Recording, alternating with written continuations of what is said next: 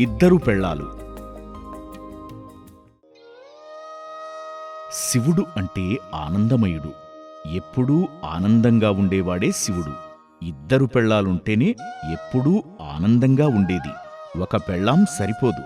మొదటి పెళ్ళాం ప్రాపంచికమైతే రెండవ పెళ్ళాం ఆధ్యాత్మికం. మొదటి పెళ్ళాం పార్వతి అయితే రెండవ పెళ్ళాం ఆకాశగంగ. ఆకాశగంగ అంటే కాస్మిక్ ఎనర్జీ. ఈ రెంటినీ ఎప్పుడూ ఉపయోగించుకుంటేనే ఎప్పుడూ ఆనందం. అలా చేసేవాడే శివుడు. కేవలం భౌతికత మీద కాని, కేవలం ఆధ్యాత్మికత మీద గాని ఆధారపడి ఉండేవాళ్లకు ఆనందం ఉండేది 50% మాత్రమే. మనిషి 100కి 100% జీవించాలి. పగలు ప్రాపంచికం ఉండాలి, రాత్రి ఆధ్యాత్మికం ఉండాలి.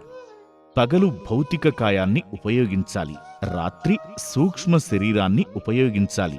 సంసారమే నిర్వాణమన్నారు కదా మహామేధావి నాగార్జునుడు. సంసారం అంటే కేవలం భౌతికత్వమే కాదు, ఆధ్యాత్మికం అన్నది ఆయన ఆంతర్యం. ఇద్దరు పెళ్ళాలతో చక్కగా సంసారం చేస్తేనే నిర్వాణం. సంసారమే నిర్వాణం. సంసారమే నిర్వాణం. సంసారమే నిర్వాణం. బ్రహ్మర్షి పితామహ పత్రిజీ.